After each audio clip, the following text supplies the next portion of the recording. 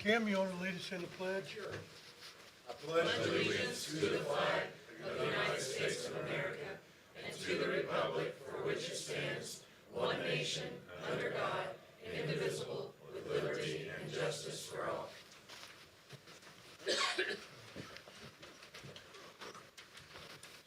Okay, you need a minute to go over the minutes.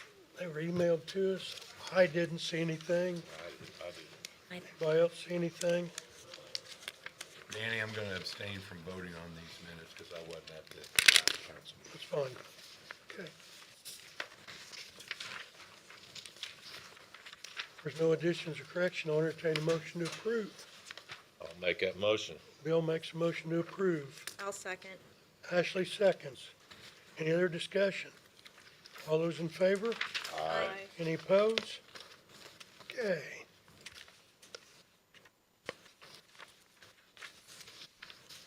Abby, Court Services. Good morning. I am here to share with you guys that the 3 grants that we have applied for court services salaries. So it's for 3 different sections within court services. So the first grant is the probation officer grant, which is funded through the Department of Corrections. We've received this grant since 2017. This year, Eric Adkins fills this role as our specialty probation officer that deals with our moderate and high-risk felons.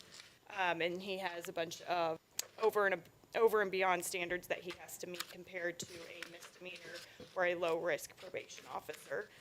So his salary is $58,473, and that is what that grant is applied for, to cover his salary out of the Department of Corrections, the first one. The second grant is the Community Corrections Grant, so this covers all case managers and our field officers' salaries. This is the grant that funded through the Department of Corrections. They have told us that is gonna take the biggest hit this year. We are looking at a 20 to 25% cut in funding from the Department of Corrections, which is unfortunate, but every county is facing that same budget cut. Our state organization called IACAC has requested that when we applied for our grant funds to put our entire budget into DOC, what we need for the entire year to survive. Where in the past, we have solely requested salaries because we pay our everyday costs from user fees and things like that. So our total budget for 2027 that we've requested from DOC is $502,816, and that includes everything. We know we will not get that money, and most of that will be supplied from user fees that we have, like we plan to do. But the point of asking for that amount is to show DOC that you keep cutting us, but costs are rising, right? You're wanting us to do more programming, have more intensive services, you're sending us more offenders out of DOC, which is rising costs, but you keep cutting our funding. There's gotta be a balance somewhere. So all counties are asking for that, putting their entire budget in the grant. And then the last grant is for our wellness court grant, problem-solving court grant, drug court grant. They all go, we call it here locally wellness court grant. It's run out of Judge Bailey's office. That is for a probation officer's salary, FICA, perf, benefits, all the works. It's $127,865 is what we're asking for, and this would be funded through the Indiana Office of Court Services.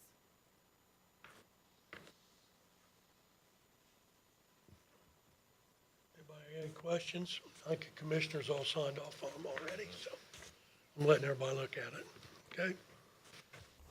Thank you.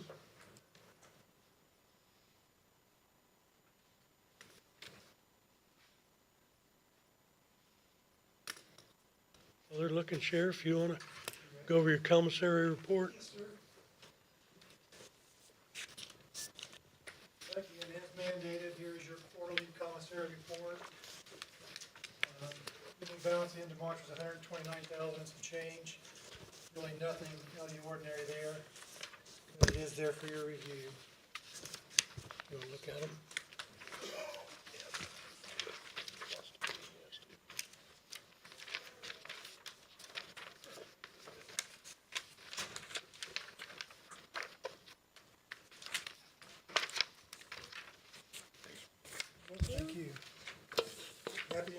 request you might have, but you haven't looked at it yet, I don't know. Dollar amount over annually to kind of stay in kind of the same range or something. This thing really, you know, it fluctuates a little bit, but it needs conversation, which we were down for a while, we're getting back up now. Budgeting down, or you're back up. We had about, January, February, we went through 3 or 4 weeks, we were under 100. We're about 110 now. When it gets warm, doesn't it tend to go up a little bit? It does. But yeah, for the most part, it's pretty consistent. Any other questions? Okay. Thanks, Sheriff. Everybody seen them? I'll entertain a motion to approve all 3 grants. So moved. Rick makes a motion. I'll second. Ernie seconds. Any other questions, discussion? All those in favor? Aye. Any opposed? Okay.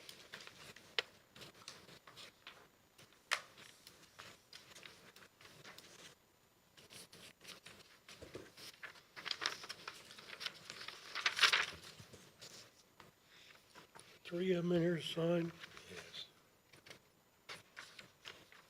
I think.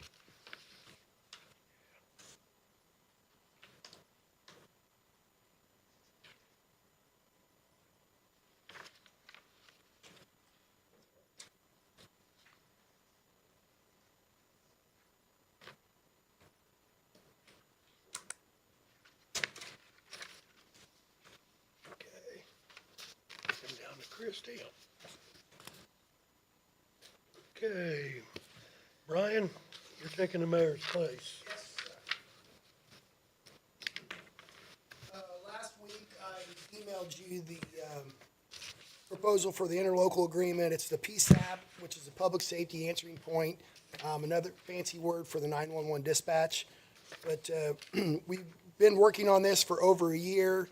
We've had several iterations of this agreement. But we finally landed on this one. It's very similar to what we've had in the past, the agreement between the county and the city to agree to pay for 50-50 split with the 911 monies. And so the only difference, there's some differences, but one of them is the kind of broke up the committees. We currently have an executive committee, which is the mayor, a commissioner, county council member, which is Ashley, and a city council member, which is Rodney King. So that's an executive committee that would meet periodically only for budgetary items, maybe for some employee issues. And then we have an advisory board, and that has a 7-member, and you'll see that in your packet, the 7-member advisory board. So those will meet monthly or quarterly, is that right? Bi-monthly? So that kind of breaks up those boards with different responsibilities. Other than that, it really lines out how the county and the city coordinate together to pay for the dispatch. The county is responsible for the building, we own the building, so we take care of the maintenance and so forth. The dispatchers are all county employees, but when it comes to raises, when it comes to budgetary items, things like that, we split that 50-50. So we have the county attorney, the city attorney has both checked off on this. The city council, the mayor has checked off on this. Yesterday, the county commissioners did, so now you're the last piece of the puzzle to get this approved. Okay. How long is this agreement for? This is a 1-year agreement. I think previously we've had some longer, but because of the Senate Enrollment Act 1, I'm not sure how, like the LIT, local income tax, and all that's going to affect next year, and how all that, the monetary, so we decided to just do it for 1 year and then revisit this next year, because it is kind of a fluid piece with the monies next year. Okay. So the executive committee, the governing body, Yes, advisory, just an advisory. that's correct. Advisory is mainly made up of our public safety partners. So the public safety partners represent like our sheriff, police, and fire, EMS, all of us coming together to make those type of decisions, where the executive is the judicial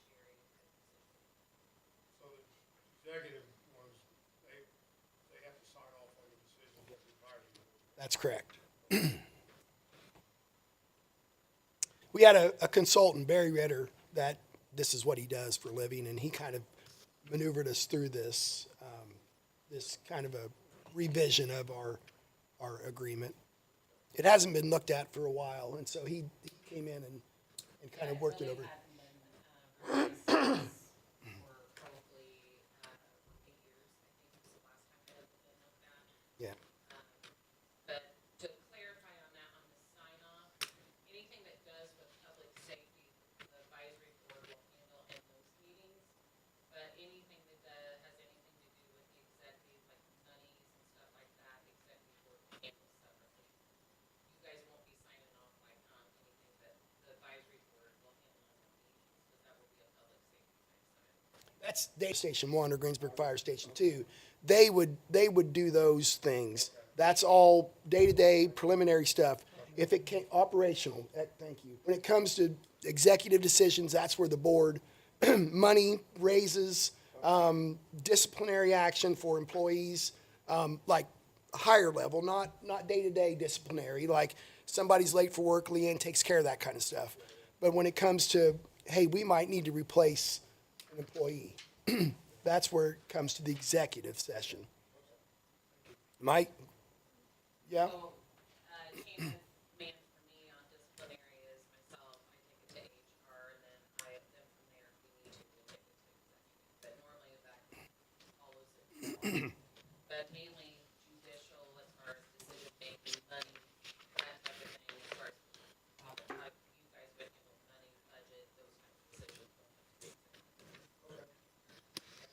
We've got four members on the executive committee. That's correct. What do you do in the case of a tie? We're gonna call you. I can handle it. I'm good with that. You know, I don't know. So you guys brought that decision up in case that there was a tie or something, because it wasn't even a number, that maybe we need to revisit and relook at it, because if it was a tie and that big of a decision. That was brought up in that, We did discuss it. I don't know. that maybe you need to, it was talked about that maybe we need to look at things differently if there was that much difference. It's the same reason why we had it also on the advisory as well. 6.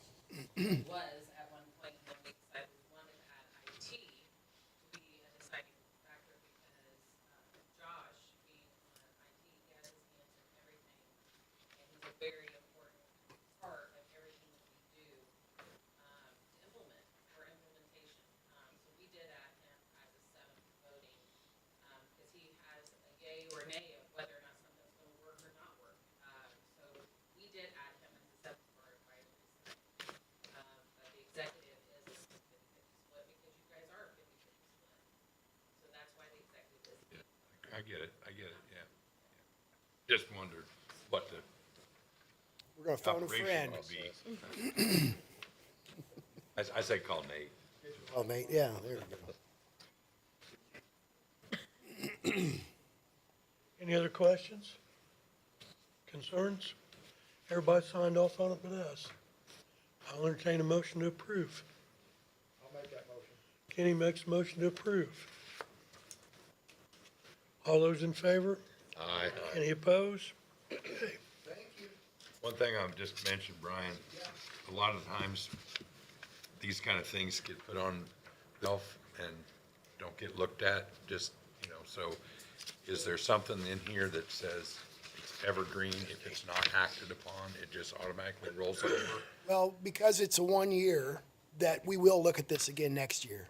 If there's dates on the calendar already to do that? or No, don't wait until- no, Okay. I don't believe so, but I know that, It's not, it's on the calendar yet, because we had to get the signing officially. Our next meeting is May 7th, and that will be with our new governing body, and that is when we will also send it for review. For review, as well. okay. Yep. And then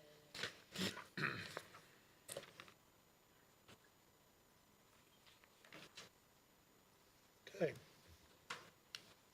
Okay, Jeremy? Guy with all the numbers. Good morning. So I went back and looked, and it has been just over a year since the last time I came to talk to you guys about funding on the Fairgrounds project. It was actually April 15th, 2025, when we were dealing with the what ifs and what do we do with the state funding from Ready being paused. So we're just over a year now. And so where we've been so far through 25 and here into 26, and I had sent you guys all an email here, but just to outline it, we have tiled the track and the horse arena to mitigate the flooding and the water drainage issues there at the fairgrounds. We've also refurbished, completely remodeled the bathrooms in the farm and home building. They now have HVAC, which folks were incredibly joyous about having that. I don't know how many different people I heard during the fair that were very happy about that. And the community building has been completed. Now we're moving on to the phase 2 part of the project for the electrical work, and then also part of the Ready proposal had included paving of the midway and the back track entrance, other improvements to the horse barn, and so I'd handed out to all of you guys before the meeting an actual price sheet that includes all of the costs for phase 2 of the project. When you look at different things on here, I know if you had watched or I'd talked to you after our commissioners meeting yesterday, there were some things that we had discussed on how to proceed if we were to proceed on them. Specifically, I would highlight there on your price sheet the midway paving. There had been discussion during our commissioners meeting on whether or not we bid that out ourselves or if we go through the BOT. The discussion yesterday landed on we will leave it in the BOT because that way we don't have to manage it. We don't have to manage the dealing with the water drainage ordinance portion of this because we are going to be over an acre of solid surface, so we will have to deal with that part of the project. Getting where'd Doug go? Getting approval from Doug's office to make sure that we're in compliance with that. We talked with Tim during our commissioners meeting that the highway department will be able to help us get tile ran down to the tile that's on the hill there at the track anyways, tap into those tile lines and move it out towards the creek. So I think that's something that we can do, but also at this point, we wouldn't have anybody if we bid it out ourselves. The price that we were seeing from the bids that Scott Barnes had provided did not include bonds or insurance, is what most of them had stated.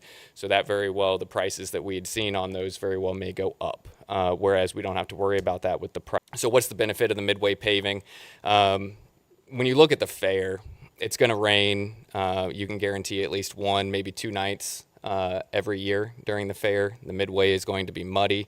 It's going to be difficult for wheelchairs, folks with strollers moving around the midway. So it will definitely be a benefit to the fair. And when you look at revenue generation at the fair, that is where you see a large portion of your money coming in from, is from the carnival, from the rides with Lures. This is something that Lures has conveyed to the fair committee that they would like to see as an improvement. We've had a very long-lasting relationship with Lures, and when it comes to the available midway presentation that Lures brings to the fair, it's going to be really hard to find a comparative organization that brings in the same quality of rides for the price that they charge us.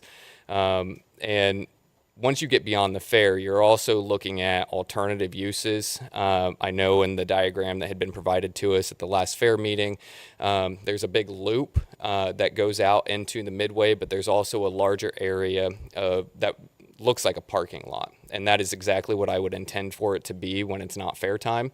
One of the biggest things that we've heard as commissioners for the new community building is that we don't have enough parking for the new community building. And that would put more parking readily accessible that's hard surface so folks aren't walking through grass or gravel to come to the new community building.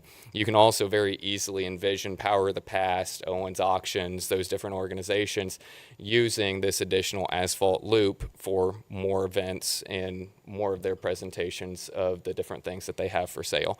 So I think that this is something that will increase the viability, long-term productiveness of the fairgrounds. And at the end of the day, we are still supplementing the fair committee. And so if this is one step that we can get further down the road of being able to stop providing additional funds, because all of the dollars that are raised at the fairgrounds go to the fair committee. And so when we can continue to increase their ability to earn income, then we can stop providing tax dollars to them, because it's going to be a self-generating, self-perpetuating entity.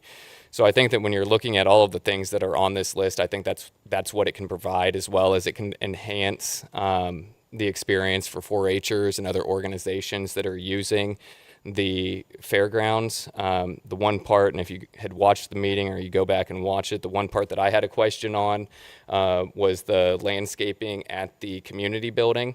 That was one that I had questions on, and we decided as commissioners to leave it in there, and then we'll make a decision later on. But it was, it's $18,810 for landscaping at the community building in between the parking lot and Park Road and 200. I had some questions on that, so we'll have to have some further discussions about maybe how we can do that and what exactly the idea is. All of the numbers that you see here, though, for that $870,072, those are max figures. When you look at different improvements, like with the horse barn, I don't think, at the end of the day, I don't think it's going to take $72,000. It may, when they actually get in there and tear the roof off and look at the purlings on a 360-degree, all the way around them. There might be more work that has to be done than what they've seen so far. But this is a max number. Also, it includes the owner-approved contingency there. So $870,000. When we're talking about funding availability, so far the county has paid $2,240,859.27 to the community building, the fairgrounds project. We still have, of the initial $1,950,000, we still have $519,636.89 available from the state through ready funding. We currently have $617,630.62 available at the Community Foundation. That's in the form of donations that had been made and also seed money that was put in there initially back, I think, in 2022. And so we have $1,137,267.51 that's available right now. And so I know when I came to you guys back in April of 2025, when we had talked about how we were going to handle the project, how we were going to continue to move forward so that we didn't lose momentum, the agreement that we made was that we were going to pay back funds to Edit. So when you look back at where Edit was at the end of 2025, we were at $1,992,520.72.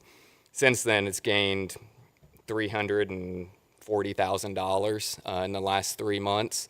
And so if you look at what we have available and what we can return right now, if we go forward with this project, we would be returning $267,194. That's before we get to the pledges. And so I'm always hesitant to talk about pledges, just because, they're pledges. It's not cash in hand right now. But we have over $250,000 in money that has been pledged to this project. So then we're looking at over $500,000 that could be returned. It's not the full $800,000 because the county was obligated to spend $1.2 million, actually $1,250,000 on this project. So it's not going to be that full, but we would be able to return over $500,000 of what would have been the $800,000. So when we're looking at this total project, we're able to wipe out a large portion of improvements at the fairgrounds once and for all. We don't have to be sitting here in the future with what we all know is more than likely going to be a restrictive revenue environment where funds are not going to be easily allocated to different projects. We have the funding available right now. We don't have to try to pinch and squeeze to figure out where the extra money is going to come from to get these projects done that may be a necessity at the end of the day.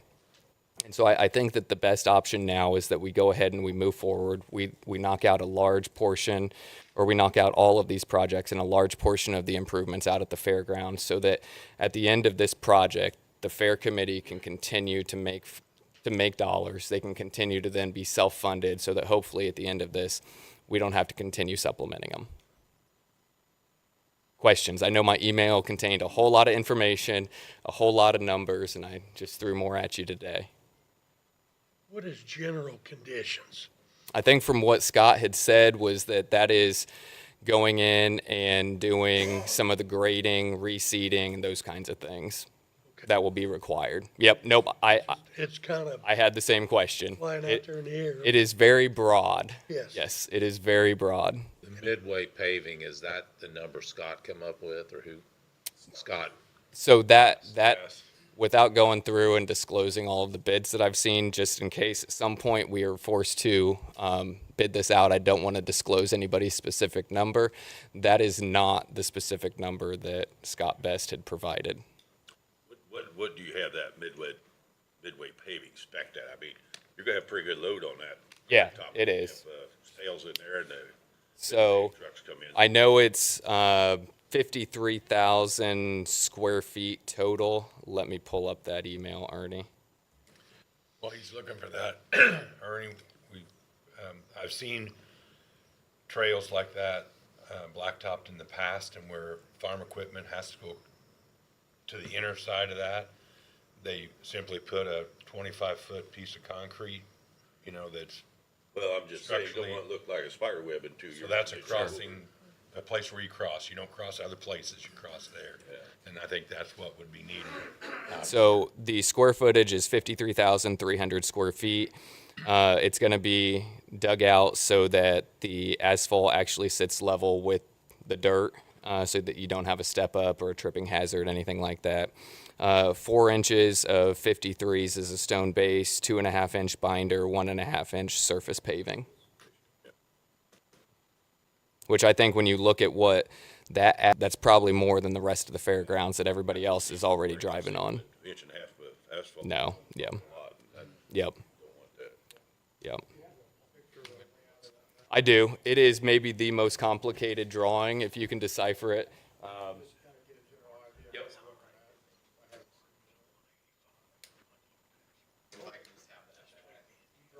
I did not draw that, no.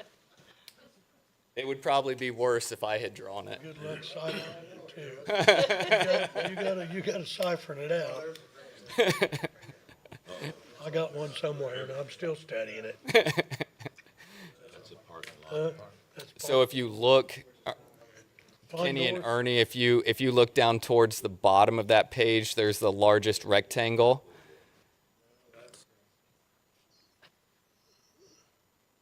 Yeah, you Fine Smyrna Church. All right, so this is the OA right here. This is the OA. Smyrna. Right here. Find it. So then this is Need that to know where parking you're lot at. area right here. Yep, right here would be the farm and home building. All that area there. See what I'm saying? This is where Smyrna's at, that. Okay, that's it. Yeah, this is all grass right now. Yeah, and you gotta have parking for that new building. I mean, it's. Yeah. You have all the money. Yeah, we have a surplus at the end of the day. We have the money that's available. We have projects that I think are very beneficial to the community and to the fairgrounds as a whole. I'm not asking you for anything more than final approval on this because we have to sign an amendment with Greg Martz on the BOT because we're going over the $4 million original contract price.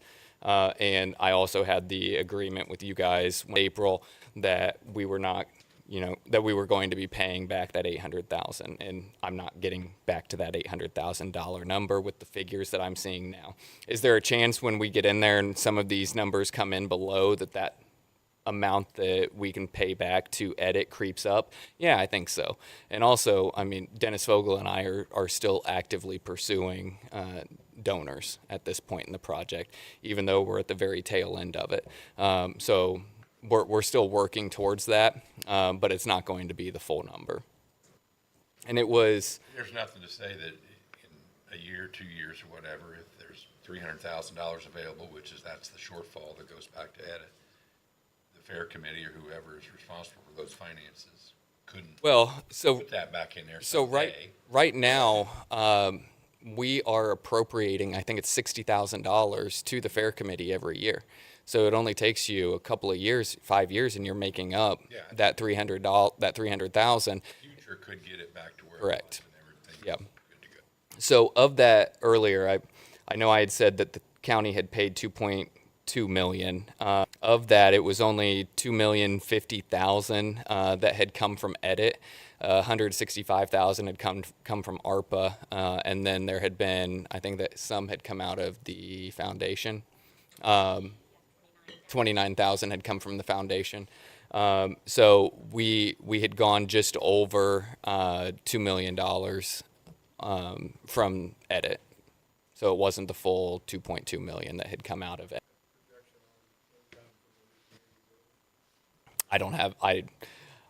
Without getting some kind of study or me doing, a very rough estimate on what I think we're going to do, I can't really shoot from the hip on that one, Kenny. Yeah. I know that we already have folks that have booked it into 27, and we're seeing folks that are wanting to come in, making it a yearly visit to Decatur County that haven't been here before for their events. I think that every time we make improvements out there, it just puts us at a better advantage for when we come use the fairground. Right. Yep. It's been sitting there all this time. I think it's really well invested. I was part of some of the landscaping out here on Broadway back years ago, and when it's on paper, it really looks nice because you don't have to spend money to trim it, you don't have to spend money to maintain it, and all that kind of stuff. So I would just ask that in the landscaping column, be minimal. Yeah. It has to look nice, certainly. So the discussion was about putting boulders there to keep people from driving through the grass. And with that said, I think in this county, we could find 63 boulders that wouldn't cost anybody any money. We could Hancock County, you get all your. we could come up with that pretty easy. So just a way to Yep. save a little cash and Yes. not have to spend a lot of money to maintain. And that was the discussion that we had was one of the in-kind donations were some big planters. I don't want us having to worry about going out and weeding, flower planters. And they're awesome, but I also don't want to have to send Jake or somebody else out there to go weed them because I know I don't like weeding the ones that my wife plants. So I know I'm not alone in that boat. Well, it's such a thing too down the road. If the fairground starts generating its own capital, you could do Exactly. landscaping and Yeah. come in and take care of it. Yep. If that comes to that. Gotta be careful. It's like the Parks Department, we give them all kinds of stuff and now they gotta take care of it. Yes. They want to do the fairgrounds the same way. Remember who's out there working. I know the soil and water cleans up around the farm and home building. Yep. That's just what's around fairground. The rest is on shed.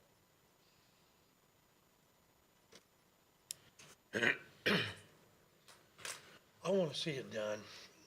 I do. Yeah, I do I want too. to see it done. If you got the money, my opinion is finish it. Need a motion. Let's get it Yeah. done. If we need a motion, I'll make that motion. Bill makes a motion, Ernie seconds.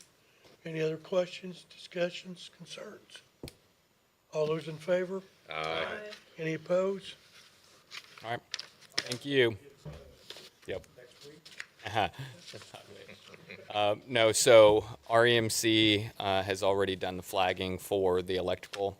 They're going to be getting all of the pedestals in place, and then Rossfeld will be getting the electrical hooked up to all of the different parts of the fairgrounds. The goal is to have this done, have the electrical done, have the paving done by the fair. Have you, put together a comprehensive list of other stuff that you wanna do, that project? I know there was quite a few more than this on that original project that you set down, and what was on the list, or just not looking. So I still have the list that we had initially when we were doing the ready proposal. And so, I mean, on that list, we still have the paving for the back track entrance, and we probably need to discuss anyways getting some additional loads of stone taken down there for the rest of the area parking, because I know it was a couple of years ago, I think, where some of the trucks had actually gotten stuck from the rain. I think it was tractor pull night, if I remember right, 2 years ago. And so we probably need to discuss that. So the paving in that area was one of them. Also, either terracing the hill at the track or putting up bleachers at the track. And then there is still discussion about a new horse facility, a new horse barn, and a new horse arena.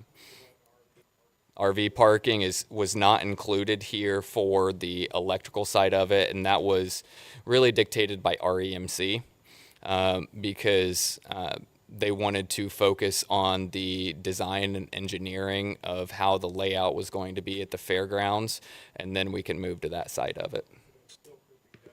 Yes. Yep. Absolutely. And I think if we look to the bleachers and the terracing the hill at the fairgrounds, we will then have to have a very real and honest conversation about the event coordinator position at the fairgrounds, because I know that our discussions had been to dual role somebody that was already working with the county to be the event coordinator for the community building. If we're going to do the investment of terracing the hill or putting bleachers on the hill, we need that track to be used. And at that point, I think you could truly see an event promoter or event coordinator position that is full-time, where they are promoting the different, venues that we have at the fairgrounds. So that would cost us money. But I think at the end of the day, if you have somebody that is in that position, we could have track events down there. We could have more events at the community building, just on the fairgrounds in general. Now, with that being said, it would also bring added cost, because with the track events that we have now during the fair, the track is manned, ticket booths, food concessions, gates, all of that, they're manned by volunteers. And then a lot of the equipment that is being used to prep the track for whatever event is coming in, a lot of the events privately, or a lot of the machines are privately owned machines or donated by an implement dealer here in town. And so we would have an additional investment where we would have to be looking at buying other equipment to be able to run those events. So of course, that's a discussion for another day, where we'll have to weigh those costs versus what the potential upside is. But I think if we're going to be talking about doing the terracing or doing the bleachers, I think that's an honest discussion that we could have on where exactly we're going with an event promoter. All right. Yep, my goal is just to make that thing self-sufficient. Yep. I think we're well on our way. All right. Thank you, guys. Okay, thank you. NEPRO abatement resolution. You gave NEPRO an abatement. Yeah. How many years ago has that been? 3. Was it 23? I think it was 23. I guess we didn't sign a resolution for it, is that how it works? Correct. We are not finding a resolution Okay. anywhere. You got anything to add to this, Brian, or you know? No, I mean, again, it was approved back in 2023, so there's no, needed or anything like that. We just need to sign the resolution. And go out to the roads. I didn't know. Lead the project, if they size. I'm on the council, they have great investment went down there. You guys supported them too. That was just kind of. I know we gave them 5 years on personal property and 7 on real property to help them, because they had to run a water line down there from South Decatur, so. Do they have the new park going now? They do, don't they? I think so. Is it up and running? Not quite yet. Oh, it's not? Yeah, it's a source of. Well, we're not gonna wait now. That's what a lot of it was on, was the new addition. But it was nice to see them actually invest in that. I think it's been coming for some time. Okay. What's resolution number? 2026-10. -10? Yes. Danny, I wasn't on the council then. Do I take part in updating this or not? I think you do. Yeah, I think so, because it's just resolution. We approved it back in 23 Yeah, I got to. and everything, so, yeah, I would say it's fine. Yep, Once again, I'll be abstaining from the vote since the head of NEPRO is my brother-in-law. okay. Dan is abstaining because of her brother-in-law. Okay. I'll entertain a motion to approve resolution number 26-10. I'll make that motion. Kenny makes a motion, I'll second. Ashley seconds. Any other discussion? All those in favor? Aye. Any opposed?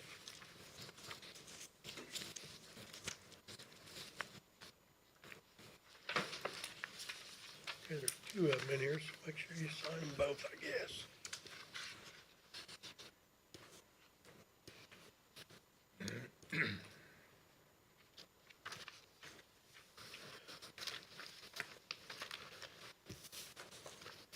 Okay, Tim, Ladies and gentlemen, Morning. here to discuss the salary ordinance. So basically what I did is I gave you a copy of the 25 salary ordinance. So where we set at, just kind of give you where we're at. I'd like to get back to this salary ordinance as the positions, is where I'd like to get. There's been some controversy, confusion, where we're at, where we're not at. Basically it falls down to 29 employees for the Corps is what it takes to run. We use snow as an example. We run a full snow crew. Everybody, full crew is 29 employees for the highway department. That's what it takes to do it. So like last winter, we were not full crew. That's bottom line. So we could not cover all the road possible, period. That's what it takes to even get across them once. So right now we'd be down 3 positions on that is where we'd be. All the positions are in the funding. They're funded right now. So there was 3 positions I know that was not funded. Originally they were in there and was not funded with the salary ordinance to begin with. And that was an agreement on them 3 positions to be funded at some point and be filled at some point. So one of them is an assistant mechanic. That'd be the only one I'd like to go ahead and add in is an assistant mechanic when we come along. But there's 2 other positions there that we have not filled, wasn't planning on filling them. But I'd almost like to get them positions to a point that with the commissioner's approval, we could fill them and it'd be utilized for employees that's going to retire. So we get somebody to backfill them, train them. So, we got one that's going to retire in November this year, end of November. We really need to train them, get on before we get into snow removal season. But like I said, so if you look at that piece of paper I got, the 3 positions down there, them would be by commissioner's approval only, is when we would utilize them positions to backfill or hire a good candidate. We probably got, I'm gonna guess, 5 positions probably gonna retire in the next 2 or 3 years is where we're at. So get them trained, get new ones in there, that's where we're at. The other thing is if you look at our project, because we're down, our project number's been dropping every year what we've been accomplishing. So the part of that's just how much people got to work with. The other component is we took and went from 2 bushwhackers. So we run 2 bushwhackers. 1 year we'd cover this county with them tractor bushwhackers. We went to a dedicated machine, one machine, thought with additional reach and moving faster that it could take the place of it. Well, come to find out, it's just not worked out that way. It takes us about a year and 8 months to get around the county right now. And now we're starting to respond to complaints. We're just not getting them mowed back. It needs to be mowed back every year. That's the bottom line. So we need to add that other bushwhacker and that operator in it. So right now our bushwhacker runs every day it can possibly run, period. So it'd be both of them that way. So like I said, all the funding's in here, everything, everything's within the budget they're accounting for. But I would like for clarification that this is where we would be is what I'm asking for. how many you want to add? So it'd be 3 positions right now from where we're at, because we had one step down that went into that 4th position, so the superintendent's position's open. So it'd be 3 right now we would want to go ahead and hire, add. And like I said, them other 3 positions only be at discretion of commissioners. It require commissioners' approval before we would fill them. It's gonna be like a temporary type situation. It's not gonna be, So you want to be at 29? yes, 29 is a full crew, yes. And that's what it takes to run everything for snow removal, et cetera. That's what it takes. Your new positions will be CDL before you hire, or you have to? So right now, we are still CDL required, but when we come for budget this year, I'm gonna ask that the CDL not be required for certain positions. It will be a cost reduction, because we won't be paying for that. But we have some positions that don't require CDL. So right now, we're paying for CDLs, and some positions don't have to. So we're paying more money to get them positions, and they're harder to fill. So when budget time comes this year, yes, I'll be requesting for some of these positions to be CDL optional. So we can hire some of our heavy equipment operators stuff without CDL. And these three positions you're wanting to hire right now. Yes, I would like to. There's three guys that's getting ready to retire in the next. These three positions, yeah, I got one's gonna retire by November. So that's where I would use the commissioner's approval if I could backfill that position. You know what I mean? So that would be permanent, that'd be by commissioner's approval only. Yes, they are in the budget right now, yes. Maybe I got a Money's there. silly question. Huh? I might have a silly Yeah, question fire away. to answer, but you wanna add three, but we're taking 256,000 out of insurance. You wanna transfer out of group insurance for equipment. So, We're taking 256,000 out. That was a clerical error from the last time, so it got put into group insurance. Okay, why you'd be taking yeah, no, 256,000 out? it isn't for this request. It was a clerical error on a couple fund numbers, Taking is what it insurance. was. So, yeah, no. I mean, I'm Yes, not- very well pointed, yes. I mean, I'm just looking, you know, I perfectly understand, I do, yes, I do understand that. you know. Yes, I'm yes, just, yes. You know, Yep. going, we're Oh, gonna add, yeah. we're gonna add three, but we're taking insurance away from Yeah, it. I agree. So, and there's a couple transfers on there, and we got into it, Ruben. They're a little bit in the gray area, I have a Level Road and Street. He said it could trigger something in the audit, so we went ahead and did it, make that all legal on that part of it. Just for some context, it looks like from 2020 through 2024, the salary ordinance included 23 or 24 positions. And then for 2025, there were 26, and for 2026, there's 25 positions. Just so you guys understand kind of how it's growing.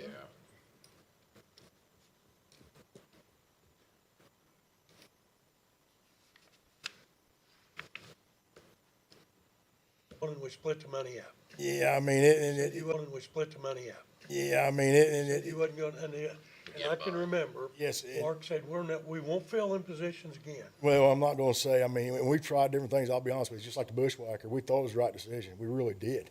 It just didn't pan out. That's just the bottom line. So, So is the reason that you want to jump 3 right away instead of maybe slowly adding some people in? I mean, that really gets us where we need to be. I mean, it really does to accomplish what we need to do. Right now, we're robbing Peter to pay Paul. I'll be honest with you. I mean, we can go back, when we had to go back and comp plan this year for Okra, for the application, we had to go back the last like 10 years on projects of what we've invested in infrastructure. You know what I mean? Our projects just been going down every year. I mean, I can get you a list. It's just, you just see the cut in personnel, the work just gets cut. It's a 1-to-1 ratio.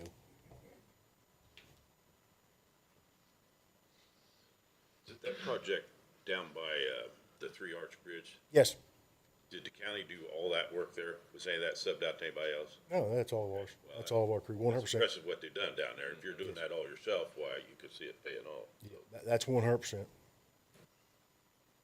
the three that you're adding on, you're gonna start training them to fill in positions that are gonna be. We will, I mean, they're gonna be full-time, I mean, they will be full-time positions, you know what I mean? But we would need, like I said, so the yellow is what would be full-time position. That would be full-time positions, okay? 29 tour crews would it be? You know what I mean? We could be at 30, 31 while we're training somebody, but that's only on commissioner's approval. Anything above 29 will take, I want commissioners and everybody be on the same page of why, and to understand it's not a permanent position staying there. It's a temporary fill-in to train only. I'd tell the council as well that we've had discussions with Tim about the possibility in the future of chip and sealing on our roads so that we can get more road miles done for our dollar instead of hiring somebody. And so Tim has looked at some numbers of being able to do that, to obtain the equipment and then for the crews to be able to do it. He's confident our crews will be able to do it.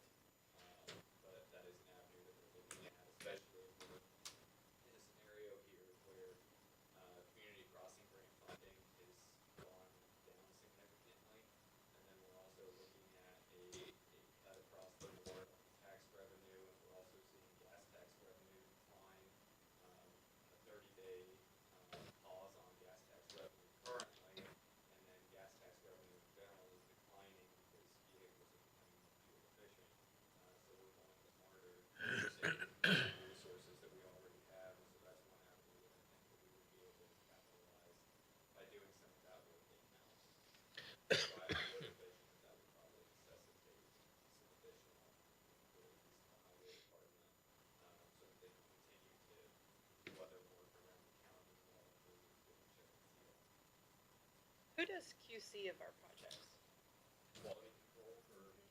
For the actual projects that we'll hire out. No, the ones that we're doing.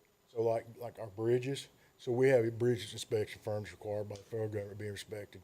So they have to be inspected every 2 years minimum, okay? So like when we do a bridge construction project, plans engineered, all that gets bundled up. Once it's done, goes to the bridge inspection firm. They come out, do the inspection, all their stuff. So all the bridges are on that, okay? What about our roads? As far as, Like any, we got our own inspection guys that run behind the contractors, that stay with the contractors to make NDOT specs. So basically, the specs was written by the state with the contractor. We bid by that. So basically, we usually got two guys out there just verifying their matching specs, okay? So like our chip and seal right now, we bid, the contractor is required to do the testing and submit it back to us. Now, if we think there might be some, we hold the opportunity to go in and test ourselves also. Let me put it that way, to make sure checks and balances are being met. Now, the general public expects a lot of it. Yes, they do. Yes, they do, and rightfully so. So the three guys you have now, you've got them funded in the budget. Yes. Next year, they'll just be in the budget like it was this Yep, year. yep, no, yep, yep, Didn't you hire Greg Nobby? yes. I didn't see him on the, Well, because I used 25, he got hired at oh, 26. 26, So okay. yeah, I used 25 is what I utilized.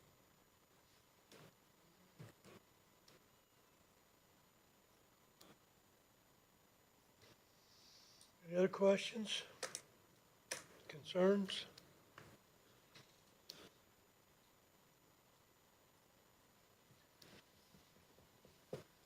I'd just like to see it stay at 29. I wouldn't want to, I know you've got those other three underneath there, but I'd like to see it stay at 29 if it's possible. And like I said, that's the reason I ask if we do it, put the commissioners over it, so it's not a permanent, you know what I mean? It's only, and that's the reason I put that, that's the reason I'm saying approach it that way, because we don't want the illusion now we're all of a sudden at 32 permanent, you know? So that's the reason I'm approaching it that way, is so it would retire other approval. so what are The we way I'm voting on? understanding it is you'll be at 29 until, Approving three and more. you'll for hire, salary. you'll hire a green one, so you'll be For these? 30 No, until yes. November. Yes, When your guy retires, and then you'll Yes. be back to Three of 29. yes, that's exactly correct. These are, Flip Yes. it along that way. Yes, it would only, I mean, like I said, it'd be under the commissioners, so that way it's not a permanent in there. Yes, it's an as-needed situation, and then also they got the control of how long they're in that position. the green is your wish list. Yes, that's exactly right. Okay. Yep.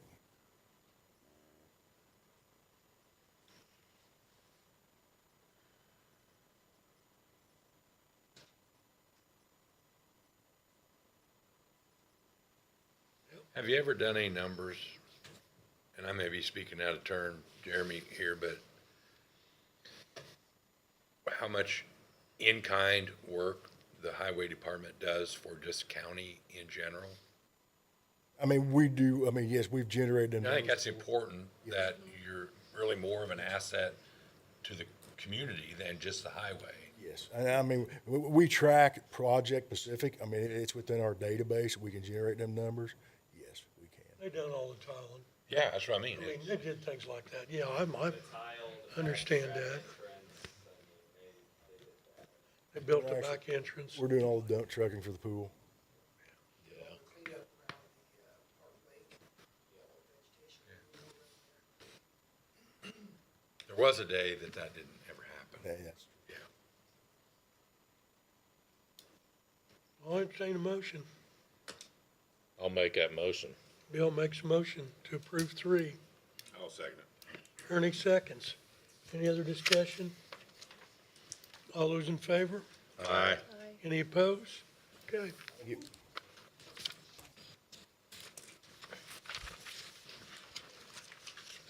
Okay, Doug.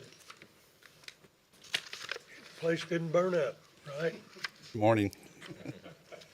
Last week I provided you with some quotes for a copier and a laptop. The copier that we had was 9 years old. The manufacturer notified us that they were going to no longer service that copier. And as some of you know, we had a visit from the fine men of the Greensburg Fire Department because it began to overheat last week. So I want to thank you for allowing us to go ahead and move forward. But I am here to get an official approval to spend $4,193 to purchase a copier to replace the copier that we had through CoomCap. You still need a laptop too. I still need a laptop too. The laptop we have in our office that we use for like our APC meetings, our BZA meetings, as well as other presentations that we have, will no longer receive updates. It was purchased March of 2017. I checked with IT to see if they had any other laptops that we could use that were newer. They did not. So I'm here to request to purchase a laptop in the amount of $1,053.08. That was through the our IT department. The quote was through our IT department. That, but I did not stage it. Yeah, exactly. He calls me an hour later and I'm not sure what happened to it, what Doug did. Yeah. He had powder on We his better give him a laptop before that one catches fire. Yeah. Yeah, Kenny makes a motion to second. approve. Deanna seconds. Any other questions? All those in favor? Aye. Any opposed? Okay. I also, since I'm here, I'd like to also give you an update on the comprehensive plan. Yes, sir. We will be having the Big Ideas Open House for the comprehensive plan on Thursday, April the 30th. There'll be 2 sessions and this is open to the public. The first session will be from noon to 1. The second session will be from 5 to 6. It'll be at the EMA training room at the county annex. I've already got the notice posted on the social media, the county social media. What times were the? Noon to 1 and 5 to 6. I've forwarded it to Bill Riflake as well to get it in a newspaper. We'll get it, and I've also contacted the 812, and then I need to also contact WTRE to get that on all the media outlets. But in addition to that, we're phasing through the comprehensive plan. We should be done around October, and then once the comprehensive plan, which is the document that describes how we want to evolve our county. After that gets completed, typically what we do is we start to look at the ordinances that puts the decisions that we make into action for the comprehensive plan. So I've begun the process of getting some, I would call them soft quotes from the firm that's doing the comprehensive plan on what that looks like to look at our present ordinances, to revise our ordinances, create new ordinances. We've allocated funds for the comprehensive plan. We were able to get a grant, so there's still $60,000 that's sitting in edit that's been allocated for the comprehensive plan project. The quotes that I've gotten so far from the firm that's doing the work is between $80,000 to $95,000 for the ordinances, and then if we want an energy ordinance on top of that, which we do, it's between $10,000 and $20,000. So I'm not coming to ask for an additional. I'm just kind of laying the groundwork going forward of what those costs may look like, depending on what the steering committee decides is the best direction for the county as far as the ordinances are concerned. So The ordinances puts teeth in the comp plan. exactly, correct? yep. That's what makes the comp plan work. Ordinances, Yeah, and comp there's plan is not.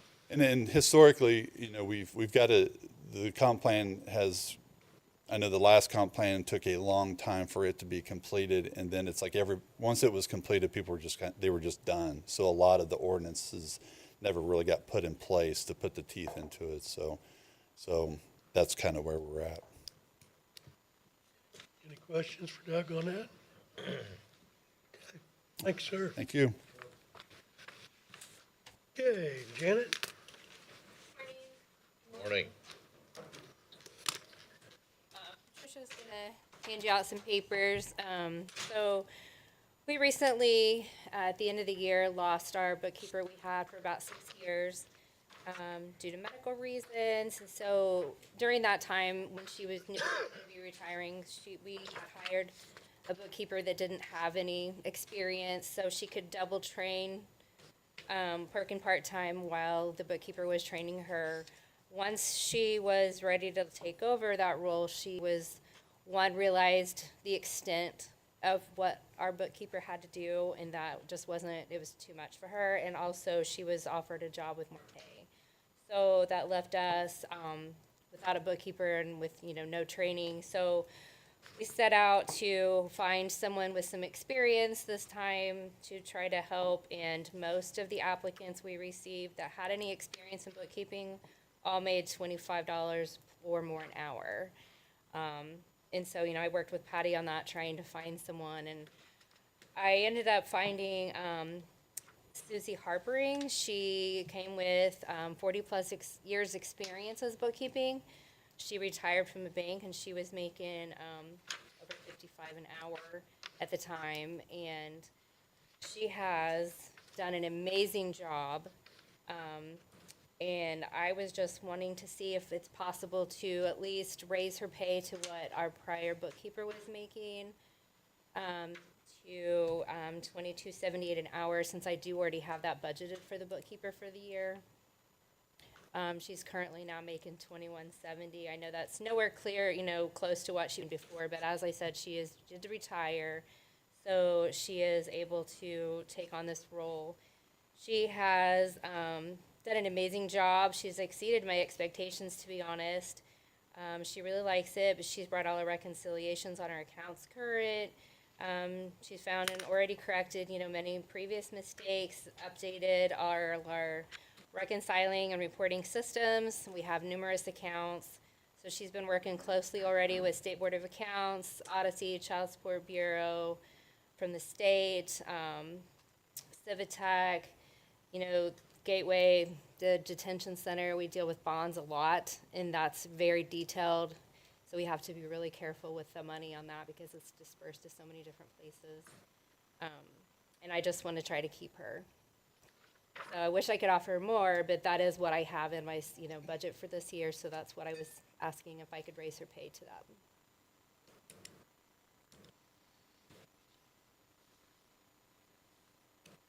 So the 2278, that's budgeted at for bookkeeper. For this year, yes. And that was based on the salary ordinance, salary study. Am I correct, Ashley? That would have been plus the raise.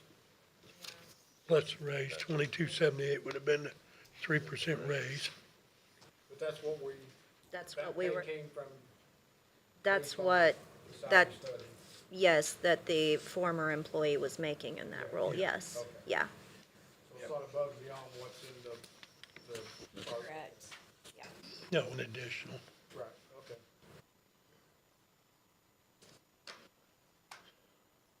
If it's in that category, and we've already approved that, I don't have a problem, somebody with experience to go into that job, and that's what we've been paying that job. I mean, are we not hiring in at levels of experience we're supposed to be doing? We're trying to, yes, and then, with the chart that Wagner, Irwin, and Shealy is coming up with, that will take into account Well, experience that's as supposed to well. Okay. Tell us experience on there, and We just don't have that yet. And the money's already budgeted, so next year we're not gonna see a big increase in the budget because of that job, it's the same job we've already budgeted. yeah, it's a, Just not 3%, well, it's, 2170 was because she wasn't hired. what was hired in at last year's budget, is what it was. Now, I have a problem if it follows all along with the salary deal, we follow the guidelines. I think it does. That's me. I think it, with experience, it's, you know.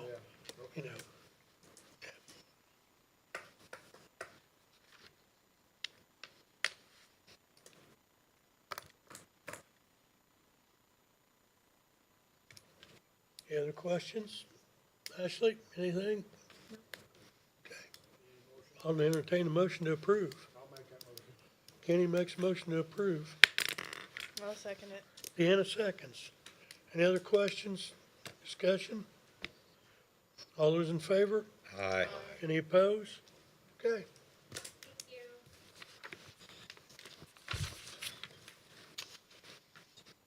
Okay, Mr. Harder. Morning, everyone. Council for taking time to hear me. I did submit a letter, just a one-pager, detailing my request here today, which is to formalize the creation of a victim advocate position in our budget using funds that have already been set aside.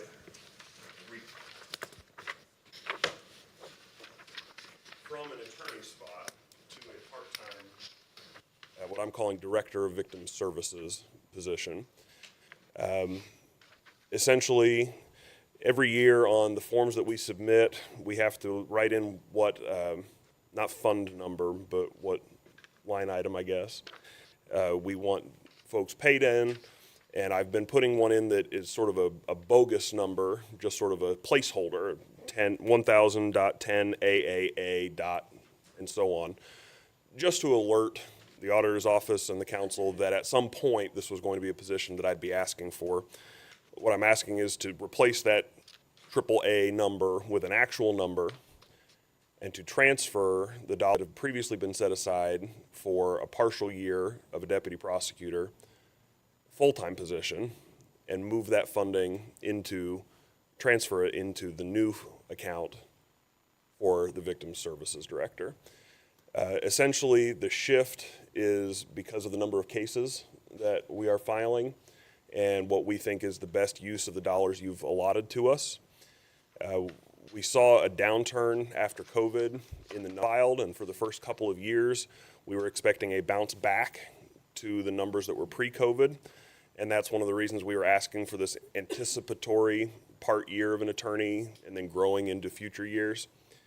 That hasn't materialized, and so we haven't in good conscience filled that deputy prosecutor position that would obligate us to also pay insurance and to have a pay more in line with a deputy prosecutor. And as we were evaluating the upcoming year's budget, and also with a few folks in the community who might have the background that we're looking for, sort of spurred us to think maybe we need to shift directions here. And instead of pursuing another attorney, add this victim services director. We have a constitutional obligation under the Indiana Constitution to make sure that victims are informed of and present during public hearings and that they have the chance to confer with the prosecution.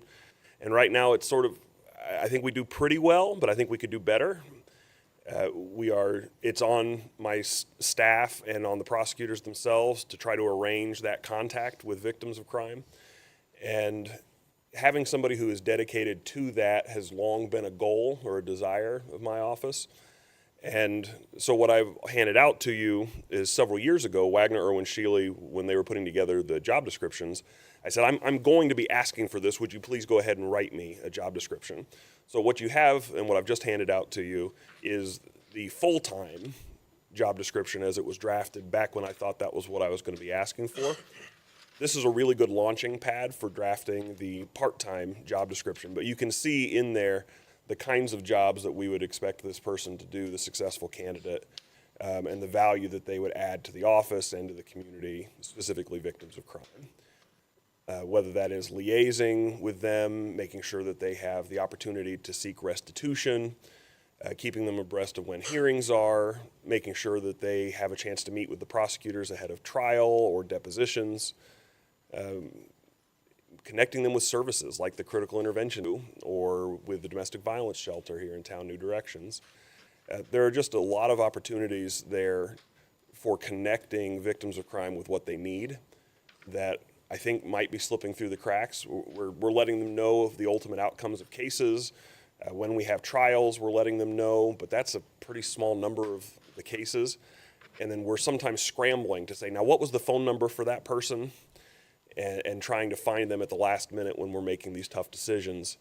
Having a dedicated person who has an established relationship with those victims and survivors will allow us to have better communication and ultimately get better justice.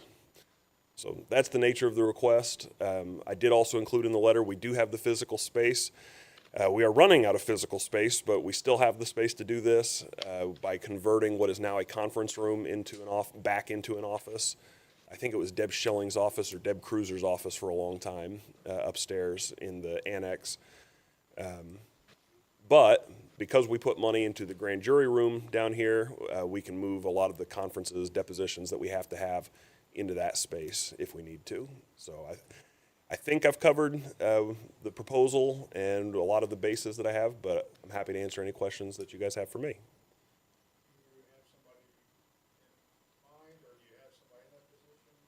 I don't have somebody in that position, and I have had a couple of conversations with people in the community who might fit the job description and have the qualifications.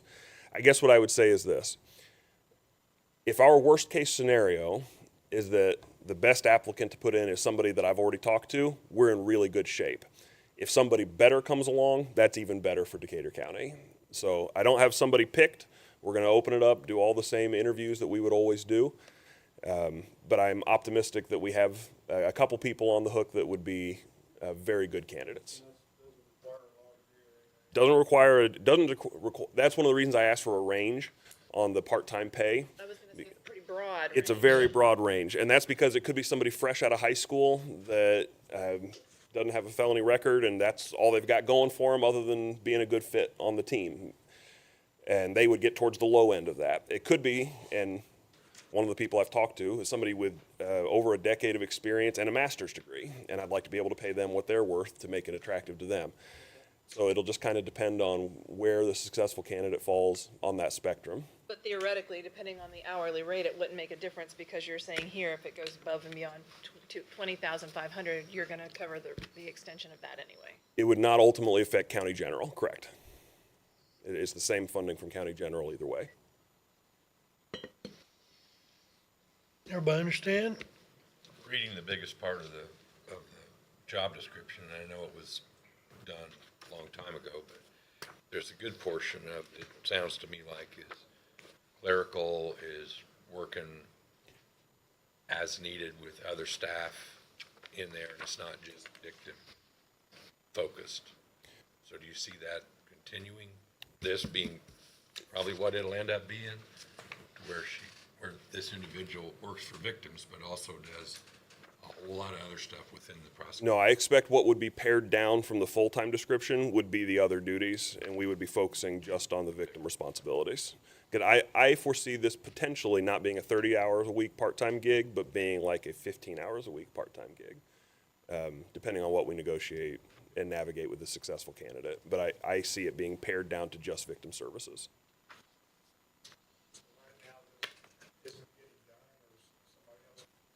We are doing the best we can. My attorneys, so it's suboptimal, and it's not uniform either. You're spending the time of those who should be making this to do somebody's work that could be making this. My attorneys are doing a lot of this work, which on an hourly basis, Right. you guys know what they make Right. annually. They're sending out letters to victims. They're taking phone calls when they could be in hearings or drafting documents and research. When Kay and I was a victim of a crime some years ago, and so the attorney that took care of that worked with us on all the victim ends of it. So what you're saying is there'll be somebody else that will do that. It would take point on that. You would still get the opportunity, somebody in your shoes would still get to talk to the deputy prosecutor, but right now it's victims call in and the staff goes, hang on, I need to see if they're in court or if they're in a deposition or if they're in a meeting. Here, there would be a number for the victim advocate or somebody to transfer that phone call to that would always be the point person. So there would not be a time when you're saying, well, that attorney's not available right now. We'll have to have them get back to you. I think I know that there's one or two students, seniors at Greensburg High School that have a desire to maybe go up this ladder at some point from an attorney point of view or whatever. And do you see this being a role that could accommodate part of the JAG program that's going on, that an individual could fill that role? I'll confess that's a new thought to me, but I'm not opposed to it. It certainly would be consistent with what I've proposed as far as the broad hourly range. I had envisioned somebody being able to walk right into it with years of experience, but certainly that was why I designed it, was to have that flexibility. This takes a little pressure off your lawyers too, That's the idea. prosecutors.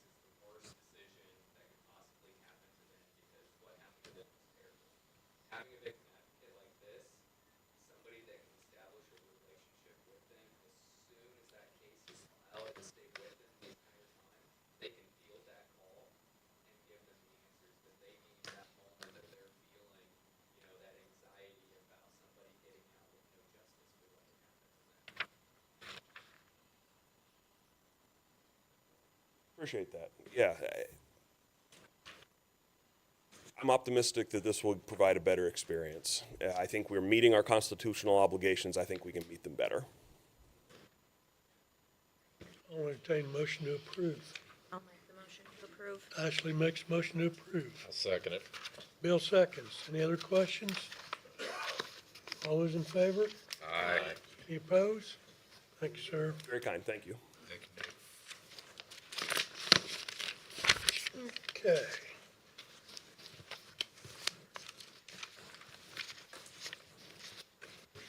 Transfers. Do I get a copy of those?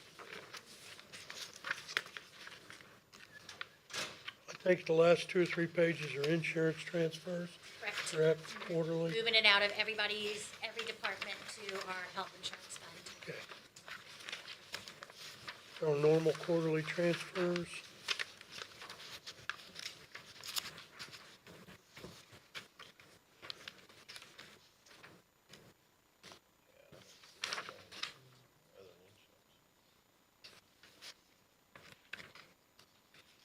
I make a motion, we approve the transfers. Bill makes a motion to approve transfers. I'll second. Ashley seconds. Any other questions on them? All those in favor? Aye. Any opposed? Okay. Additionals. Oh.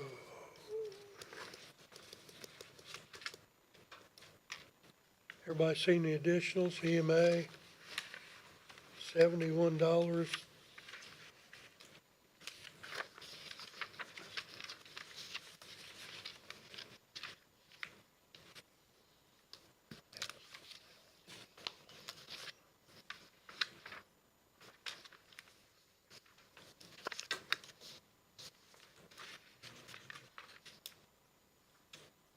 EMA transfer, additional $71. Entertain a motion to approve. I'll make that motion. Deanna makes a motion. Kenny seconds. Any questions? All those in favor? Aye. Any opposed?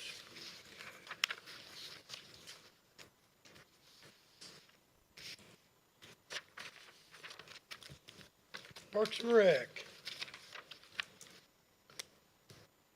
5,000 for equipment, 30,000 for recreation league equipment. This already in your account? You just need to move it around? What is the equipment? That was jerseys and baseballs. We didn't realize when we were doing budget last year that we were gonna fully run the rec this year. So we have the cash. So it's not really equipment, it's It's like jerseys. yeah. consumables that are part of, What are you building out there at the park? I see there's something going in there on the west side. That is, so that was discussed before I had started here. But that is going to be a Rotary, fund project as well as a basketball. Oh. stadium. So it'll Oh. have multiple rims on it.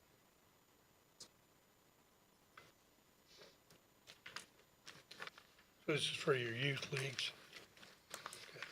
and the 5,000 equipment is, no, the 30,000 is jerseys, right?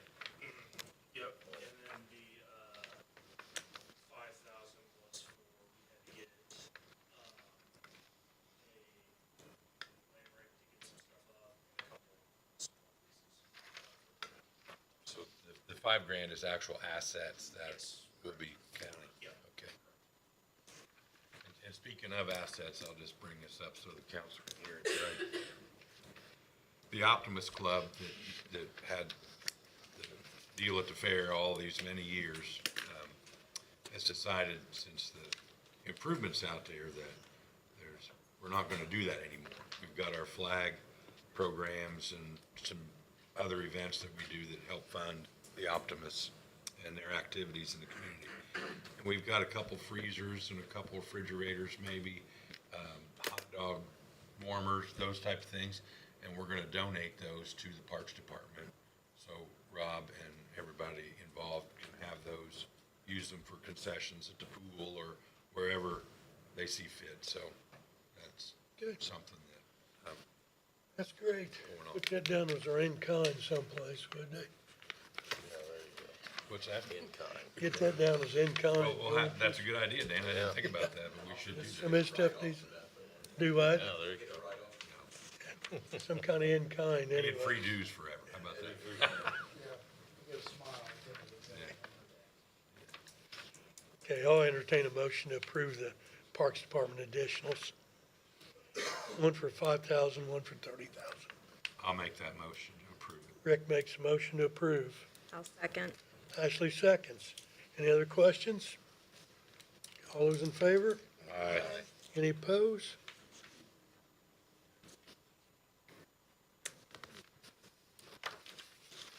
Okay.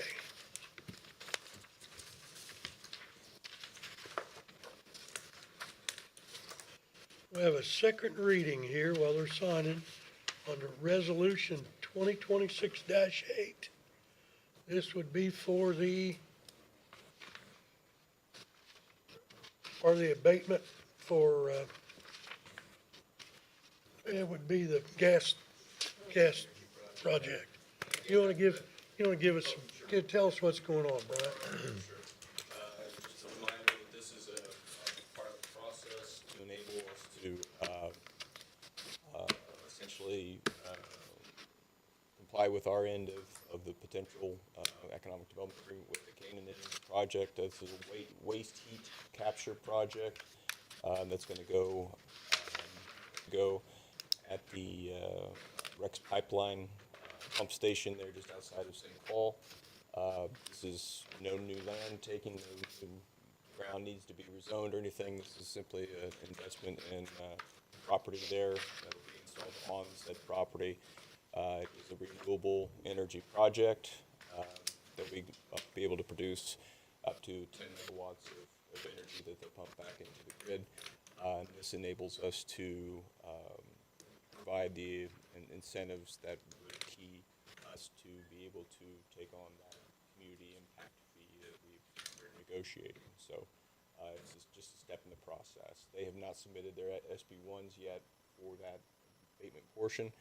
From the initial, I think it was 2-3 years ago, we started on this discussion. Prices obviously have gone up on some of this stuff, so they are getting us new numbers as far as what the investment's going to be. It's likely higher than what the initial estimate was. So this is just establishing that we are able to incentivize that project. Again, not to incentivize it necessarily, but to enable that abatement to take place to move it over to a community impact fee. They didn't agree to the 30% floor, did they?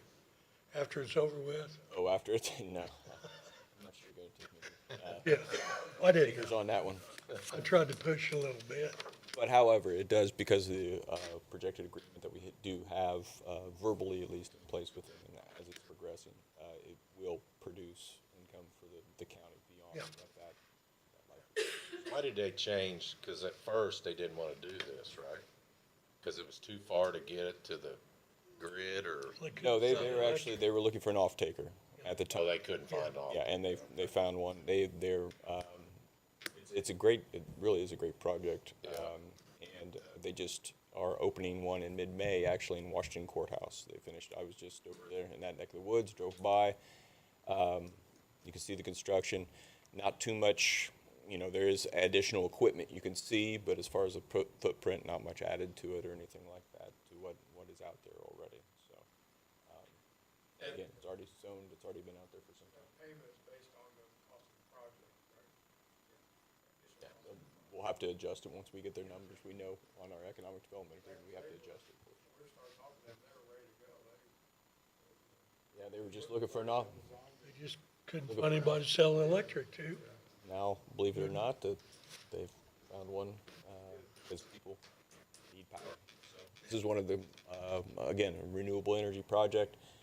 We're gonna be seeing more and more of these, renewables. They're not going anywhere, and this is one that's, of good benefit, taking advantage of the infrastructure we already have in place. Wasn't that, so that's all right for the exhaust, that's Yeah, the equipment, and I don't know exactly how they, because I didn't know the before and after from what I saw, but, yeah, essentially they collect that heat coming off the pumps there, and it runs a turbine and actually produces. Would you call this emerging technology? Definitely call this emerging technology. I like that better than I knew renewable, Brian. I hope more of these kind of things come out. Yeah. Where we can capture I'm on some your of the side. stuff that was going off into the atmosphere. Right. So, appreciate it. We approved it the first time. We just have to approve it for a second reading. I think everybody read it the last time and understands what's going on, so I'll entertain a motion to approve. I'll make that motion. Bill makes a motion to approve. I'll second. Deanna seconds. Any other questions, concerns? All those in favor? Aye. Any opposed? Okay. And I will say that this doesn't commit us to anything whatsoever. They still have to submit their application, and that is set at that time. Thanks.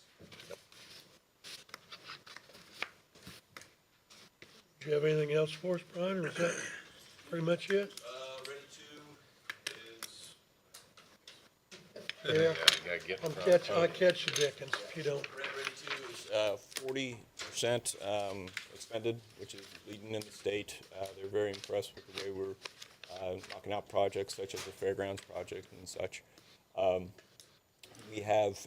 going to be submitting for some blight funds through the LEI portion, the Lilly portion of the Ready Foundation, which Shelby County and Rush County have some pretty good established programs.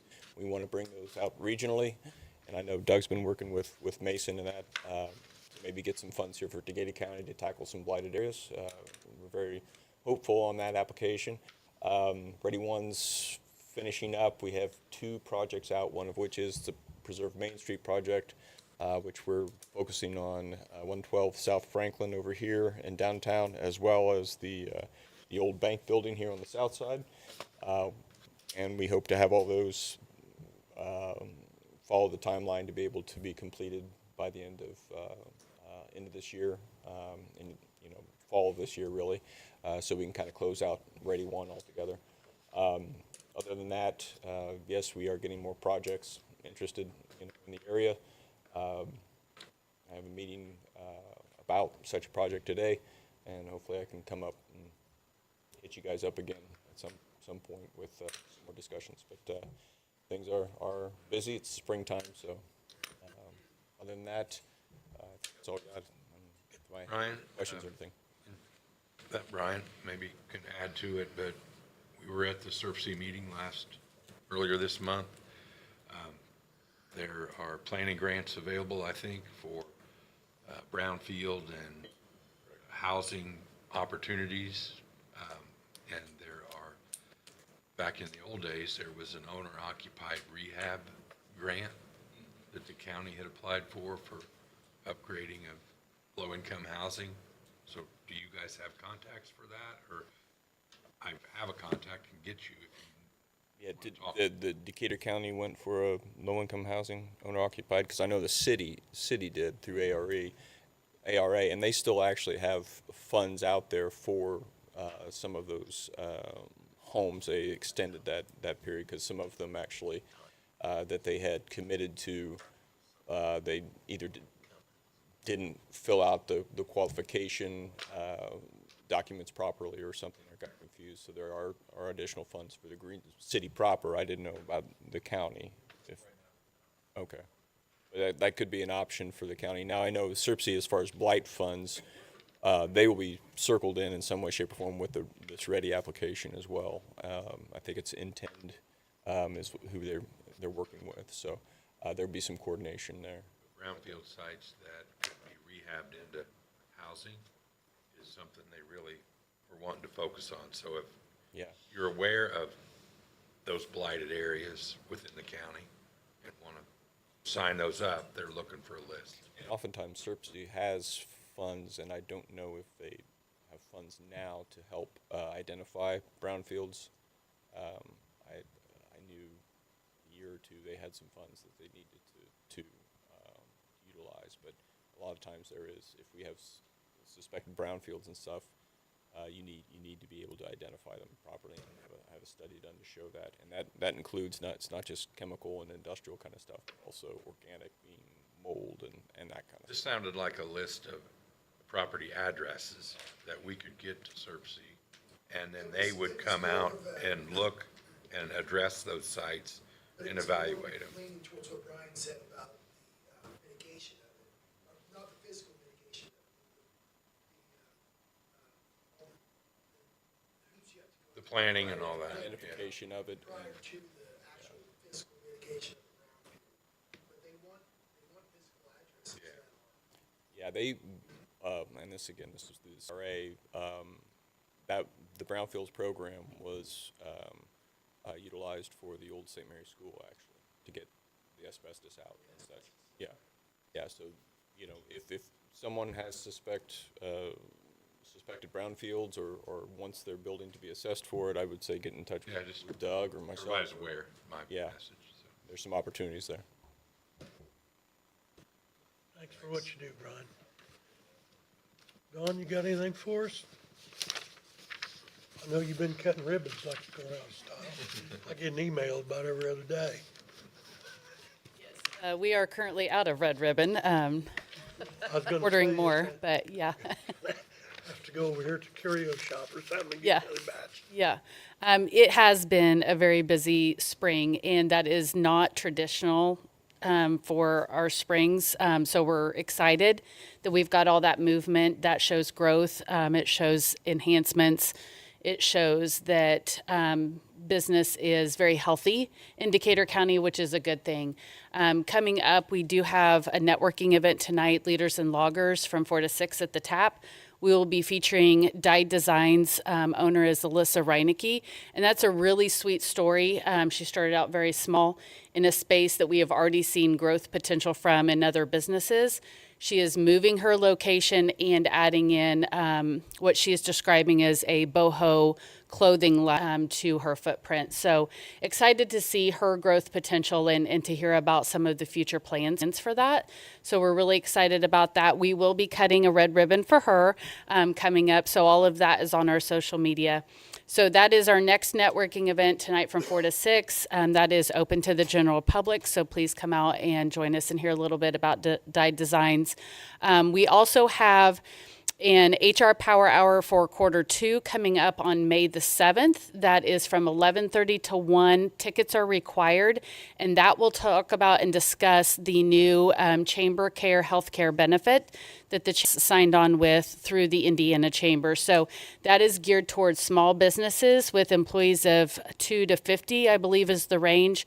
So if you are a small business owner, whether you are a chamber member or not, we would encourage you to come and listen to what that has to offer. You will need to be a chamber member to be able to sign up through the chamber care benefit enrollment, but we definitely want to make sure that you're getting that information on the front hand. We will have the Indiana Chamber and SIHO with us talking about all of those details. So there's more information on our website for that. And then after that, we are looking at the Women in Business Conference. That is on Thursday, June the 11th. That's an all-day conference, 8:30 a.m. to 3:30 p.m. That will be held at the Greensburg Elementary School.